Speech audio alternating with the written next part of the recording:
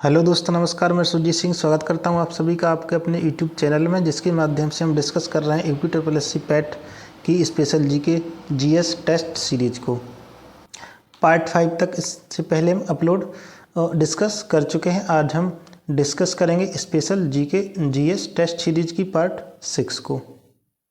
तो चलिए शुरू करते हैं। उससे पहले यदि आप चैनल पर नए हैं तो चैनल को सब्सक्राइब जरूर कर लें, बेल बटन को दबा लें ताकि आने वाले वीडियो का नोटिफिकेशन आपको मिल सके। चलिए देखते हैं पहला क्वेश्चन। तो फर्स्ट क्वेश्चन क्या है कि बनारस हिंदू विश्वविद्यालय का शिलान्यास किसने किया था। बनारस हिंदू विश्वविद्यालय, जिसे काशी हिंदू विश्वविद्यालय भी कहा जाता है, इसका शिलान्यास किसके द्वारा किया गया था। तो ऑप्शन क्या है, Annie Besant, Lord hoarding, Madan Mohan Malviya या विभूति नारायण सिंह।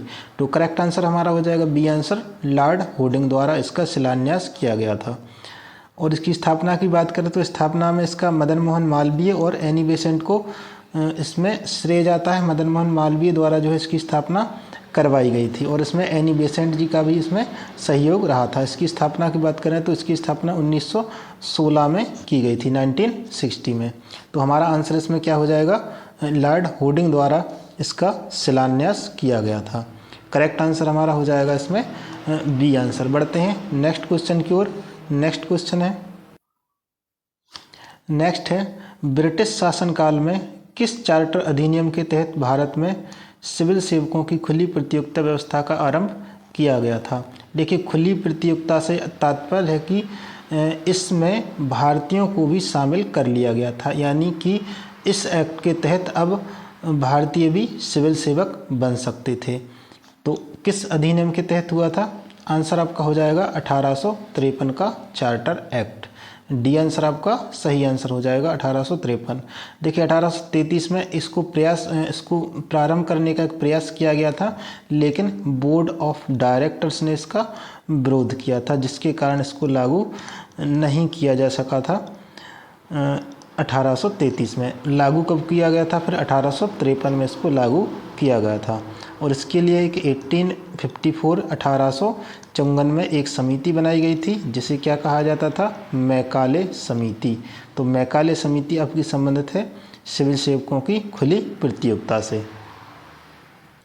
1813 के लिए इम्पोर्टेंट है। यहाँ से देखिए भारत में ब्रिटिश शासकों द्वारा मुक्त व्यापार नीति का प्रारंभ होता है। मुक्त व्यापार नीति यहाँ से प्रारंभ होती है ब्रिटिश शासनकाल की। तो मुक्त व्यापार नीति यदि पूछा जाए तो हो जाएगा 1813। हमारा करेक्ट आंसर क्या हो जाएगा, D answer, charter act 1853। Next question को देखते हैं। नेक्स्ट हो जाएगा, नेक्स्ट है जनवरी 2023 में भारत के राष्ट्रपति द्वारा कितने पद्म पुरस्कार प्रदान करने की मंजूरी दी गई है। तो कितने पद्म पुरस्कार प्रदान करने की मंजूरी दी गई, 104, 105, 110 या 106। तो करेक्ट आंसर आपका हो जाएगा 106, डी आंसर। ठीक है, करेक्ट आंसर हो जाएगा डी आंसर। देखिए पद्म पुरस्कार की श्रेणी में 3 प्रकार के पुरस्कार दिए जाते हैं। एक आपका हो जाएगा पद्म विभूषण। एक तो हो गया पद्म विभूषण, और दूसरा हो जाएगा पद्म भूषण, और नेक्स्ट हो जाएगा पद्म श्री। ये 3 प्रकार के पद्म श्रेणी में दिए जाते हैं, पद्म विभूषण, पद्म भूषण और पद्म श्री। देखिए पद्म भूषण की बात करें, पद्म विभूषण की, तो पद्म विभूषण 6 की अनुमति मिली है, और पद्म भूषण कितने, पद्म भूषण 9, और पद्म श्री कितने हो जाएंगे आपके 91, यानी 91 लोगों को दिया जाएगा। टोटल कुल मिला के जोड़ा जाएगा तो टोटल हो जाएगा आपका 106 लोगों को प्रदान किए जाने हैं। तो सही आंसर आपका हो जाएगा इसमें डी आंसर 106। तो सही आंसर आपका क्या हो जाएगा, डी आंसर हो जाएगा 106। देखिए एक इम्पोर्टेंट फैक्ट इसमें आ जाएगा कि मुलायम सिंह यादव पूर्व मुख्यमंत्री रहे। मुलायम सिंह यादव को जो है मरणोपरांत दिया जाएगा पद्म विभूषण। कौन सा दिया जाएगा, पद्म विभूषण दिया जाएगा, जो कि आपकी पेट परीक्षा के लिए इम्पोर्टेंट है, क्योंकि यूपी से रिलेटेड है। तो हो सकता है क्वेश्चन पूछ लिया जाए मुलायम सिंह यादव से संबंधित। बढ़ते हैं नेक्स्ट क्वेश्चन की ओर। नेक्स्ट क्वेश्चन है कि रुद्रप्रयाग है, तो रुद्रप्रयाग क्या है, अलकनंदा और मंदाकिनी का संगम है, या अलकनंदा और भागीरथी, या अलकनंदा और धौलीगंगा या अलकनंदा और पिंडारी नदी। कौन सी नदी का संगम है? रुद्रप्रयाग। तो करेक्ट आंसर हमारा हो जाएगा कि रुद्रप्रयाग जो है अलकनंदा और मंदाकिनी नदी का संगम है। तो सही आंसर हमारा इसमें हो जाएगा ए आंसर। ए आंसर हमारा सही आंसर हो जाएगा। अलकनंदा और मंदाकिनी के संगम को क्या कहा जाता है? रुद्रप्रयाग कहा जाता है।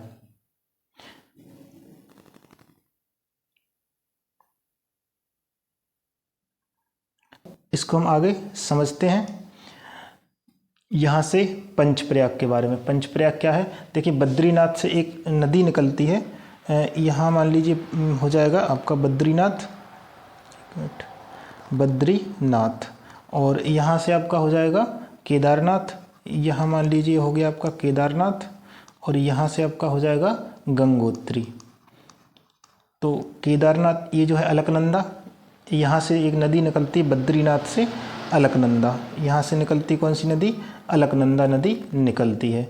आगे चल के अलकनंदा में एक नदी मिल जाती है धौलीगंगा। कौन सी नदी मिल जाती है? इसमें मिल जाती है धौलीगंगा। और जब धौलीगंगा इसमें मिलती है तो यहाँ पर क्या बनता है? विष्णुप्रयाग बनता है। ठीक है, पंचप्रयाग है, ये हो जाएगा आपका विष्णुप्रयाग। कौन सी नदी मिलती है? धौलीगंगा। धौलीगंगा के मिलने से बन जाता है विष्णुप्रयाग। आगे जाके एक नदी मिल जाती है नंदाकिनी। कौन सी नदी मिल जाती? नंदाकिनी। याद रहे मंदाकिनी नहीं है, नंदाकिनी है, ना से नल, नंदाकिनी। जब नंदाकिनी नदी मिलती है तो यहाँ पे बन जाता है नंदप्रयाग। आगे जाके एक नदी मिलती है पिंडारी नदी। आगे जाके कौन सी नदी मिलती है? पिंडारी नदी। जब पिंडारी नदी मिलती है तो क्या बन जाता है? पिंडारी नदी से मिलने से कर्णप्रयाग बन जाता है। यहाँ पर जब मिलती है तो इसको क्या कहा जाता है? कर्णप्रयाग। इसके बाद हमने बताया था केदारनाथ। केदारनाथ से एक नदी आती है मंदाकिनी नदी। जी हाँ, ये मंदाकिनी नदी है। जब मंदाकिनी नदी यहाँ से इसमें मैच होती तो यहाँ पर बन जाता है रुद्रप्रयाग। क्या हो जाता है? रुद्रप्रयाग हो जाता है। और यहाँ से एक नदी आती है भागीरथी नदी। जब भागीरथी इसमें मिलती है तो यहाँ पर कौन सा हो जाता है? देवप्रयाग। इसे कहा जाता है देवप्रयाग। तो ये है पंचप्रयाग। देखिए इसमें सबसे इम्पोर्टेंट नदी एक अलकनंदा नदी है। अलकनंदा इन सब में एक कॉमन नदी है। अलकनंदा इसमें एक कॉमन नदी है। अलकनंदा में ही सारी नदियाँ मिल रही हैं जहाँ से पंचप्रयाग बन रहा है। धौलीगंगा के मिलने से क्या बताया था? विष्णुप्रयाग बन रहा है। आगे जाके नंदाकिनी नदी मिलेगी तो नंदप्रयाग बनेगा। आगे जाके जब पिंडारी नदी मिलेगी तो कर्णप्रयाग बनेगा। यहाँ से आएगी मंदाकिनी नदी, मंदाकिनी नदी मिलेगी तो रुद्रप्रयाग बनेगा। आगे जाके यहाँ से जो है आएगी भागीरथी नदी, भागीरथी नदी के मिलने से बन जाएगा देवप्रयाग। तो ये हैं पंचप्रयाग। इनमें से कोई भी प्रश्न परीक्षा में पूछ लिया जाता है तो सारे पंचप्रयाग आप नोट कर लें। इस डायग्राम से आपको सही तरीके से याद भी हो जाएगा। बढ़ते हैं नेक्स्ट क्वेश्चन की ओर। देखिए नेक्स्ट क्वेश्चन हमारा हो जाएगा कि भारतीय संविधान की प्रस्तावना में वर्णित शब्द डैश का आशय है कि भारत किसी अन्य देश पर निर्भर नहीं है और यह अपने मामलों का निस्तारण करने के लिए स्वतंत्र है। तो इस खाली जगह में वह कौन सा शब्द आ जाएगा जिसका आशय है कि भारत अन्य देशों पर निर्भर नहीं है और यह अपने मामलों के निस्तारण के लिए स्वतंत्र है? तो क्या आएगा? लोकतंत्र आएगा, संप्रभुता, बंधित्व या क्षमता। तो करेक्ट आंसर हमारा हो जाएगा बी आंसर, संप्रभुता। संप्रभुता का आशय है कि भारत किसी अन्य देश पर निर्भर नहीं है और किसी अन्य देश का डोमिनियन नहीं है। यह अपने मामलों को निस्तारण करने के लिए स्वतंत्र है। ठीक है। और बंधुत्व का मतलब हो जाता है भाईचारा। बंधुत्व का अर्थ है इसमें भाईचारा और समानता। समता का आप समझते हैं, समता मतलब समानता से है। और लोकतांत्रिक का अर्थ है कि सर्वोच्च शक्ति जनता के हाथ में होना। इसका अर्थ होता है लोकतांत्रिक। तो सही आंसर इसमें हमारा क्या हो जाएगा? संप्रभुता। बढ़ते हैं नेक्स्ट क्वेश्चन की ओर। नेक्स्ट क्वेश्चन है कि सेबराई की पहाड़ियाँ भारत के किस राज्य में हैं? तो सेबराई की पहाड़ियाँ कहाँ पर हैं? सही आंसर आपका क्या हो जाएगा? आंध्र प्रदेश, तमिलनाडु, कर्नाटक या महाराष्ट्र। तो सही आंसर आपका हो जाएगा क्या आंसर आपका हो जाएगा? बी आंसर आपका हो जाएगा तमिलनाडु। सेबराई की पहाड़ियाँ कहाँ हैं? तमिलनाडु में। और वे काय का हिस्सा है दोस्तों? आपने सुना होगा पूर्वी घाट। पूर्वी घाट का नाम आपने सुना होगा, ये पूर्वी घाट का हिस्सा है सेबराई की पहाड़ियाँ। सेबराई की पहाड़ियाँ के अलावा पंचमलाई भी एक पहाड़ियाँ आती हैं जिनको पंचमलाई की पहाड़ियाँ कहा जाता है, ये भी पूर्वी घाट का हिस्सा है। और होती हैं सीरू मलाई की पहाड़ियाँ, ये भी आपकी हो जाएंगी काई की, ये भी आपकी हो जाएंगी पूर्वी घाट का हिस्सा। और हमने आपको बताया था पिछली वीडियो में हमने बताया था पश्चिमी घाट की पहाड़ियाँ। पश्चिमी घाट की पहाड़ियाँ भी कभी कभी पूछ लिया जाता है। तो पश्चिमी घाट की पहाड़ियाँ, तो पश्चिमी घाट की पहाड़ी हमने बताया था NACP, शॉर्ट में बताया था NACP। NACP मतलब ये हो जाएगा नीलगिरी की पहाड़ियाँ, और ये हो जाएंगी आपकी अनामलाई की पहाड़ियाँ, और ये हो जाएंगे आपकी C मतलब हो जाएगा C फॉर कार्डामोम की पहाड़ियाँ, इनको इलायची की पहाड़ियाँ कहा जाता है, और P मतलब हो जाएगा पालनी पहाड़ियाँ। ये 4 प्रकार की पहाड़ियाँ आपकी पश्चिमी घाट की पहाड़ियाँ हैं। बढ़ते हैं अपने नेक्स्ट क्वेश्चन की ओर। नेक्स्ट क्वेश्चन है, नेक्स्ट है उत्तर प्रदेश के भावर क्षेत्र में किस प्रकार की मृदा पाई जाती है। तो भावर क्षेत्र में किस प्रकार की मृदा पाई जाती है? दलदली मृदा, ककरीली पथरीली, महीन जलोढ़ मिट्टी या भूरी मिट्टी। तो करेक्ट आंसर आपका हो जाएगा बी आंसर। इस भावर क्षेत्र में कौन सी मिट्टी पाई जाती है? ककरीली और पथरीली मिट्टी पाई जाती है। देखिए उत्तर प्रदेश को 3 क्षेत्रों में बांटा गया है। एक तो आपका हो जाएगा भावर का तराई क्षेत्र, और दूसरा आपका हो जाएगा मध्य या गंगा का मैदान। क्या कहा जाता है? मध्य या गंगा का मैदान कहा जाता है, मध्य या गंगा का मैदान। और नेक्स्ट आपका हो जाएगा दक्षिणी मैदान। क्या हो जाएगा? दक्षिणी मैदान या फिर दक्षिणी पठार। क्या कहा जाएगा? दक्षिणी पठार क्षेत्र। तो 3 प्रकार में बांट दिया गया है। पहला क्या हो गया? भावर क्षेत्र, भावर या तराई क्षेत्र। दूसरा मध्य या गंगा का मैदान। नीचे हो जाएगा दक्षिण का पठारी क्षेत्र। अब देखिए भावर क्षेत्र में पाई जाती है आपकी ककरीली और पथरीली मिट्टी। अब मध्य या गंगा का पूछा जाए तो यहाँ पर एक कॉप प्रकार की मिट्टी पाई जाती है। देखिए कांप प्रकार से निर्मित होती है। ये आपको प्रश्न पूछ लिया जा सकता है, वैसे इम्पोर्टेंट नहीं है। और दक्षिण में पूछा जाए तो यहाँ पर साधारण तौर पर लाल मिट्टी पाई जाती है। कौन सी मिट्टी? लाल मिट्टी पाई जाती है। तो हमने तीनों पार्ट को इसमें डिस्कस किया है। बढ़ते हैं नेक्स्ट क्वेश्चन की ओर। नेक्स्ट क्वेश्चन है, चंदावर के युद्ध में मोहम्मद गौरी ने डैश को पराजित किया था। यानी चंदावर के युद्ध में मोहम्मद गौरी ने किसको पराजित किया था? पृथ्वीराज चौहान, महमूद गजनवी, जयचंद या बाबर। तो करेक्ट आंसर हमारा क्या हो जाएगा? किसे पराजित किया था? जयचंद को पराजित किया था चंदावर के युद्ध में। देखिए चंदावर का युद्ध आपका होता है 1194। कब हुआ था? 1194 में, 1194 में होता है चंदावर का युद्ध। और इसके पहले दोस्तों एक हुआ था 1191 में, तराइन का प्रथम युद्ध। ये किसके बीच हुआ था? मोहम्मद गौरी और किसके बीच हुआ था? मोहम्मद गौरी और हुआ था पृथ्वीराज चौहान के बीच, पृथ्वीराज चौहान। ठीक है, इसमें मोहम्मद गौरी ने पृथ्वीराज चौहान को पराजित नहीं किया था, पृथ्वीराज चौहान ने मोहम्मद गौरी को पराजित किया था। यानी इसमें जीत किसकी हुई थी? पृथ्वीराज चौहान की जीत हुई थी 1191 के युद्ध में। उसके बाद 1192 में कौन सा होता है? 1192 में होता है तराइन का दूसरा युद्ध, जिसमें अभी मोहम्मद गौरी पराजित हुए थे। अब मोहम्मद गौरी इसमें जीत जाएंगे, और पराजित कौन हुए थे इसमें? चौहान, पृथ्वीराज चौहान इसमें पराजित हो गए थे, इसमें जीत गए थे, मोहम्मद गौरी की विजय हुई थी। और चंदावर का युद्ध उसके बाद होता है 1194 में, जो प्रश्न पूछा गया है 1194 में चंदावर का युद्ध। उसके बाद मोहम्मद गौरी का किसके साथ होता है? जयचंद के साथ होता है। जयचंद को इसमें पराजित किया था मोहम्मद गौरी ने। बढ़ते हैं नेक्स्ट क्वेश्चन की ओर। नेक्स्ट क्वेश्चन है, हड़प्पा सभ्यता का दक्षिणतम क्षेत्र कौन सा है? हड़प्पा सभ्यता का दक्षिणतम क्षेत्र कौन सा है? कौन सा है? मांडा या सुत का गैंडोर, आलमगीरपुर या दईमाबाद। तो दक्षिणतम पूछा है, दक्षिणतम आपका हो जाएगा दईमाबाद। डी आंसर आपका एकदम करेक्ट आंसर हो जाएगा।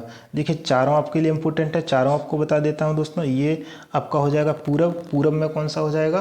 पूरब में एक क्षेत्र है आलमगीरपुर। पूर्वी क्षेत्र कौन सा है? सबसे आलमगीरपुर है। आलमगीरपुर ये कहाँ पर पड़ता है? आपका मेरठ में है। ये हो गया पूर्वी। और सबसे पश्चिमी की बात करें तो सबसे पश्चिमी आपका हो जाएगा सुत का गैंडोर। ठीक है, क्या हो जाएगा? सुत का गैंडोर, ये वाला जो हम नोट करा है सुत का गैंडोर हो जाएगा। और उत्तरी की बात करें, और सुत का गैंडोर कहाँ आपका है? ये बलूचिस्तान में है। कहाँ पर है सुत का गैंडोर? बलूचिस्तान में। ठीक है, ये बलूचिस्तान में है। बलूचिस्तान कहाँ है? पाकिस्तान में है। बलूचिस्तान यानी पाकिस्तान में है। और उत्तरी की बात करें तो उत्तरी में कौन सा हो जाएगा? उत्तर में आपका है मांडा। कौन सा है? सबसे उत्तरी क्षेत्र है, क्या कहा जाता है? मांडा सबसे उत्तरी हो जाएगा। और मांडा कहाँ पर है? जम्मू कश्मीर में है। J&K नोट कर लेना। और नीचे हम बता चुके हैं दईमाबाद है। कौन सा है? दईमाबाद। दईमाबाद कहाँ पड़ता है? ये महाराष्ट्र में है। नोट कर लेना कहाँ है? महाराष्ट्र में है। तो चारों दोस्तों हम नोट करा दिए हैं। आपका पूर्वी हो जाएगा आलमगीरपुर मेरठ में, और पश्चिमी हो जाएगा सुतका गैंडोर। ये पश्चिमी है, कहाँ पर है? बलूचिस्तान पाकिस्तान में है। उत्तरी हो जाएगा मांडा, और दक्षिणी क्षेत्र हो जाएगा दईमाबाद। सबसे दक्षिणी दईमाबाद है, जो कि आपका महाराष्ट्र में। नेक्स्ट क्वेश्चन की ओर बढ़ते हैं। नेक्स्ट क्वेश्चन हो जाएगा कि किस प्रसिद्ध हिंदी लेखक को 32वें व्यास सम्मान के लिए चुना गया है? तो 32वें व्यास सम्मान के लिए किसे चुना गया है? करेक्ट आंसर आपका क्या हो जाएगा? सही आंसर आपका क्या हो जाएगा? डॉक्टर ज्ञान चतुर्वेदी। बी आंसर आपका करेक्ट आंसर हो जाएगा। इनको जो है व्यास सम्मान 2022 के लिए चुना गया है। देखिए, इनके द्वारा एक उपन्यास कौन सा लिखा गया था? पागल खाना। क्या कहा जाता है? पागल खाना। ये पागल खाना उपन्यास जो है, इस उपन्यास के लिए इनको व्यास सम्मान 2022 के लिए चुना गया है। नेक्स्ट क्वेश्चन की ओर बढ़ते हैं। और शिव शंकरी की बात करें, देखिए शिव शंकरी कौन है? शिव शंकरी को जो है दिया जाएगा, शिव शंकरी को सरस्वती सम्मान। सरस्वती सम्मान के लिए चुना गया है शिव शंकरी को। और व्यास सम्मान के लिए चुना गया है ज्ञान चतुर्वेदी को पागल खाना उपन्यास के लिए। नेक्स्ट क्वेश्चन की ओर बढ़ते हैं। नेक्स्ट क्वेश्चन हो जाएगा कि 31 जनवरी 2023 को आंध्र प्रदेश के मुख्यमंत्री जगनमोहन रेड्डी ने किस शहर को आंध्र प्रदेश की नई राजधानी बनाने की घोषणा की है? तो किस शहर को बनाने की घोषणा की है? अमरावती, हैदराबाद, विशाखापट्टनम या तेलंगाना? तो करेक्ट आंसर आपका हो जाएगा विशाखापट्टनम को जो है नई राजधानी बनाने की घोषणा की गई है। इसके पहले 2015 में चंद्रबाबू नायडू द्वारा जो है अमरावती को राजधानी बनाने की घोषणा की गई थी 2015 में। उसके बाद 2023 में मुख्यमंत्री जगनमोहन रेड्डी ने विशाखापट्टनम को नई राजधानी बनाने के लिए घोषणा की है। बढ़ते हैं नेक्स्ट क्वेश्चन की ओर।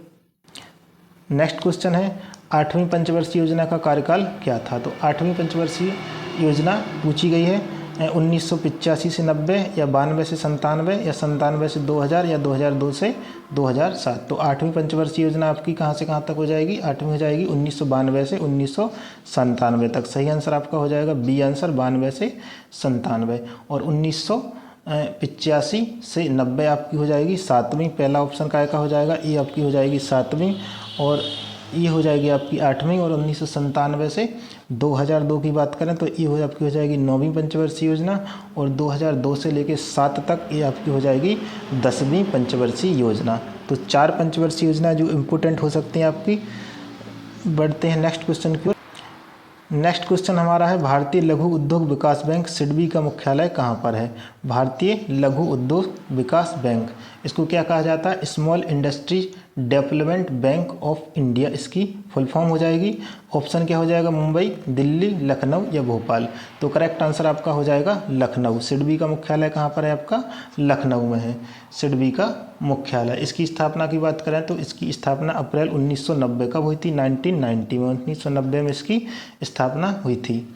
ठीक है, इसका उद्देश्य है पुनर्वित्त सुविधाओं को उद्योगों को उपलब्ध कराना, ऋण उपलब्ध कराना। ठीक है, क्या उपलब्ध कराना? ऋण उपलब्ध कराना उसका उद्देश्य है। 1990 में इसकी स्थापना हुई थी।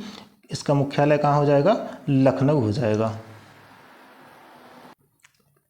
लखनऊ से दोस्तों याद आता है कि कितने लोग इस वीडियो को लखनऊ से देख रहे हैं, यानी कि दोस्तों जो लोग वीडियो को लखनऊ से देख रहे हैं यानी लखनऊ के रहने वाले हैं, तो कमेंट बॉक्स में ज़रूर बताएं। बढ़ते हैं नेक्स्ट क्वेश्चन की ओर। नेक्स्ट क्वेश्चन है वह जीव जिसमें केंद्रक झिल्ली अनुपस्थित होती है उन्हें कहा जाता है? तो जहाँ केंद्रक झिल्ली अनुपस्थित होती है क्या कहा जाता है? यूरोकैरियोटिक, प्रोकैरियोटिक, एककोशिकीय जीव या इनमें से कोई नहीं? तो करेक्ट आंसर आपका हो जाएगा क्या कहा जाता है? जिसमें केंद्रक झिल्ली अनुपस्थित होती है। जिसमें अनुपस्थित होती है उसमें उसे क्या कहा जाता है? प्रोकैरियोटिक। तो सही आंसर अब हमारा हो जाएगा बी आंसर प्रोकैरियोटिक। और जिसमें उपस्थित होती है प्रेजेंट होती है केंद्रक झिल्ली उसको क्या कहा जाता है, यूरोकैरियोटिक कहा जाता है, जिसमें केंद्रक झिल्ली उपस्थित होती है, और जिसमें नहीं होती है उसे प्रोकैरियोटिक कहा जाता है। नेक्स्ट क्वेश्चन की ओर बढ़ते हैं। नेक्स्ट क्वेश्चन है, बौद्ध धर्म के किस ग्रंथ में संघ के भिक्षु एवं भिक्षुणी के लिए बनाए गए नियमों का संग्रह है। ठीक है, नियमों का संग्रह बताना है, किसमें, विनय पिटक में, सूक्ति पिटक में, अभिधम पिटक में या जातक पिटक में। तो सही आंसर हमारा हो जाएगा कि नियम और उपदेश। किसमें है, नियम और अनुशासन। नियम और अनुशासन पूछा गया है, तो नियम और अनुशासन आपके दिए गए हैं विनय पिटक में। कौन से में, सही आंसर आपका हो जाएगा ए आंसर, विनय पिटक। इसमें नियम और अनुशासन का वर्णन किया गया है, नियम और अनुशासन। और सूक्ति पिटक में क्या है, दूसरा हो जाएगा आपका सूक्ति पिटक। इसमें क्या दिया गया है, बौद्ध के उपदेशों का वर्णन। काय का वर्णन है, इसमें उपदेशों का वर्णन है, उसमें नियमों का वर्णन है और इसमें उपदेशों का वर्णन है। तीसरा आपका हो जाता है अभिधम्म पिटक। अभिधम्म पिटक में क्या है, दार्शनिक सिद्धांत है। क्या है, दार्शनिक सिद्धांत। नोट कर लें, दार्शनिक सिद्धांतों का वर्णन किया गया है किसमें, अभिधम्म पिटक में। देखिए अभिधम्म पिटक को कब जोड़ा गया था, पहले आपके विनय पिटक और सूक्ति पिटक थे। विनय पिटक की रचना की बात करें तो विनय पिटक की रचना आपकी किसने की थी, उपाली ने की थी। सूक्ति पिटक की रचना किसने की थी, आनंद ने की थी। इनके जो एक भक्त थे आनंद, आनंद ने सूक्ति पिटक की रचना की थी और उपाली ने विनय पिटक की रचना की थी। और अभिधम्म पिटक की किसने की थी, मोगलीपुत्तिस ने की थी। किसने, मोगलीपुत्तिस। तो सारे के सारे आपके लिए इम्पोर्टेंट है, किसकी रचना किसने की थी और किसमें किसका वर्णन किया गया है। तो सारे दोस्तों हम बता चुके हैं। बढ़ते हैं नेक्स्ट क्वेश्चन की ओर। नेक्स्ट क्वेश्चन है, शब्द शांति का समुद्र निम्नलिखित में से किस खगोलीय पिंड से जुड़ा हुआ है। शांति का समुद्र, ऑप्शन है आपके मंगल, सूर्य, चांद या बृहस्पति। तो करेक्ट आंसर आपका हो जाएगा चांद। देखिए चांद पर क्या है, शांति का समुद्र है, जो कि उत्तरी ध्रुव है, जहाँ पर नील आर्मस्ट्रांग जो है अपोलो 11 के द्वारा इस पर लैंड किए थे, उसी स्थान को शांति का समुद्र कहा गया है। नेक्स्ट है, निम्नलिखित में से किस स्थल पर झारखंड में कोयला क्षेत्र स्थित है। तो कहाँ पर झारखंड में कोयला क्षेत्र स्थित है, लोहरदगा, कानपुर, रांची, झरिया। तो देखिए झारखंड का सबसे प्रसिद्ध जो है कोयला क्षेत्र है वो कौन सा है, झरिया। झरिया जो है कोयला के लिए प्रसिद्ध है। तो सही आंसर आपका हो जाएगा झारखंड का डी आंसर। नेक्स्ट है, भारत में प्रवासी भारतीय दिवस पहली बार किस वर्ष मनाया गया था। देखिए प्रवासी भारतीय दिवस 9 जनवरी को मनाया जाता है, ठीक है। और ये सबसे पहले कब मनाया गया था, 2003 में मनाया गया था। सही आंसर आपका हो जाएगा बी आंसर 2003। देखिए 9 जनवरी 1915 में क्या होता, महात्मा गांधी जी जो है साउथ अफ्रीका से भारत आए थे लौटकर, ठीक है। इसी की याद में क्या मनाया जाता है, प्रवासी भारतीय दिवस। और सबसे पहले कब मनाया गया था, 2003 में मनाया गया था। नेक्स्ट क्वेश्चन है, निम्नलिखित में से कौन the birth of new India पुस्तक के लेखक हैं।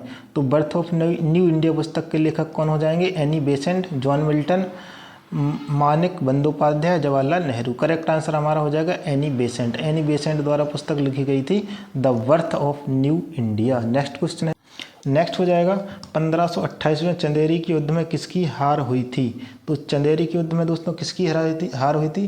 देखिए चंदेरी का युद्ध लड़ा गया था बाबर और मेदिनी राय के बीच। बाबर और कौन थे, मेदिनी राय थे। मेदिनी राय गढ़वाल वंश के मेदिनी राय थे। तो इसमें किसकी पराजित हुई थी, इसकी पराजित हो जाएगी मेदिनी राय की। तो सही आंसर इसमें हमारा हो जाएगा डी आंसर, सी आंसर मेदिनी राय। तो बाबर ने किसको पराजित किया था, मेदिनी राय को किया था। देखिए इससे पहले बाबर के और युद्ध जो होते हैं, पानीपत का प्रथम युद्ध होता है, पानीपत का प्रथम युद्ध, पानीपत का प्रथम युद्ध किन के बीच होता है, ये बाबर और इब्राहिम लोदी के बीच होता है। किनका, बाबर और इब्राहिम लोदी के बीच, इब्राहिम लोदी। उसके बाद होता है आपका अगला हो जाएगा खानवा का युद्ध होता है 1527 में, जो कि बाबर और किसके बीच होता है, बाबर और राणा सांगा के बीच, राणा सांगा के बीच होता है। उसके बाद चंदेरी का युद्ध होता है 1528 में। देखिए पानीपत का प्रथम युद्ध हुआ था 1526 में और ये खानवा का हो जाएगा 1527 में। और आखिरी जो इसके बाद जो अगला हो जाएगा चंदेरी का 1528 में हुआ था बाबर और मेदिनी राय के बीच। तो ये 3 युद्ध आपको याद रखना है, इम्पोर्टेंट है। इसके अलावा भी सारे आपके लिए इम्पोर्टेंट हैं। तो ये थे दोस्तों आपके महत्वपूर्ण टेस्ट सीरीज के क्वेश्चन। वीडियो अच्छी लगी हो तो लाइक करें, चैनल को सब्सक्राइब करें। मिलते हैं नेक्स्ट वीडियो में, तब तक के लिए नमस्कार, जय हिंद।